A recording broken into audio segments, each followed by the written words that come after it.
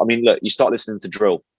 Before, I wouldn't have told you that drill incites violence, but kids are so easily influenced, and 100% it so does, in my opinion. they're like sponges, mate. They're sponges, and it does. And I really feel it does because I can look at a quick example. That kid in Reading, he was 13, 14.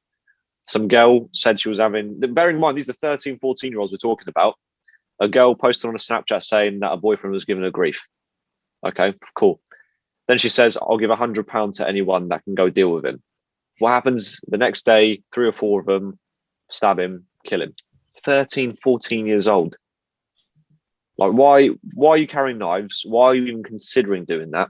Mm. What we doing? Like, what fucking Let's are we talk, not like? We need to switch on. let's talk about that as maybe a last topic, because I do need to get going quite soon, and I would love to stay and chat maybe a bit longer, but I do need to get going quite soon. But you talk about all these things like take care of this kid, and boom, he got stabbed. And I'm living here in Poland now, and that's really not a thing that you have to worry about.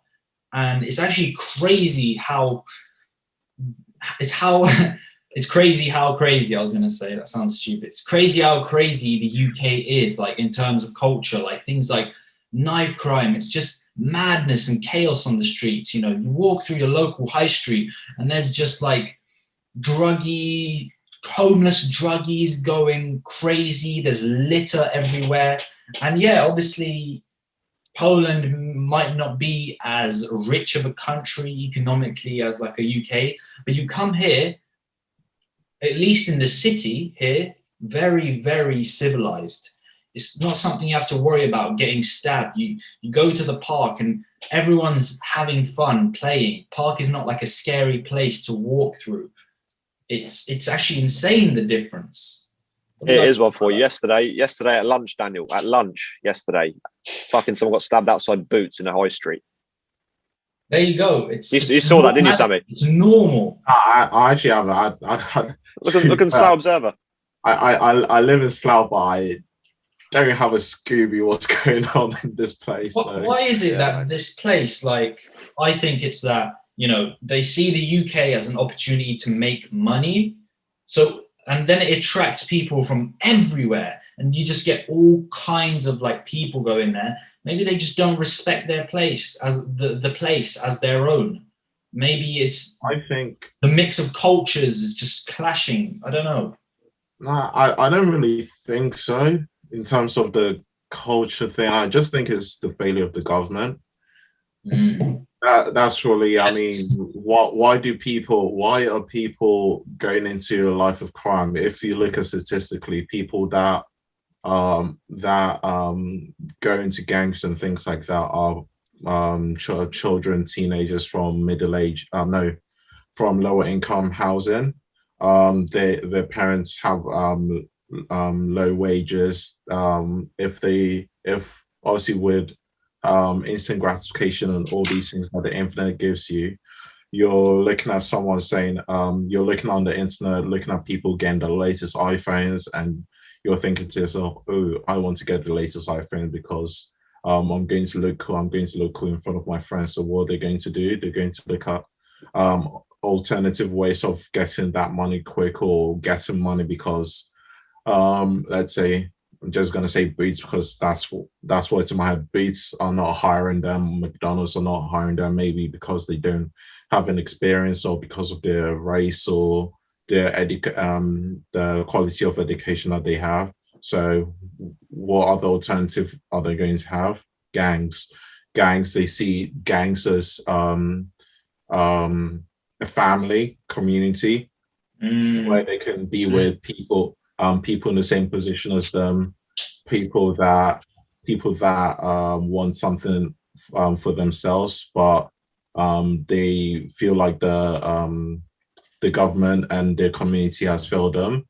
So I believe that's the reason why, obviously, these stabbings and everything are happening, because if you want to prove your loyalty to the gang, some gangs will ask you to go stab an op or a rival. They'll tell you to go rob this family and do things. So that's really, I think that's really why, that's the reason for why these stabbings and these criminal activities are happening. I think it's just mainly to do with failure of the government, broken families, and just yeah. Let me see that. Let me interject before you go and say your piece. A couple things. The last thing you just said, broken families. I think that's a big one. Broken families. That's a major problem. Another thing you said is lack of communities.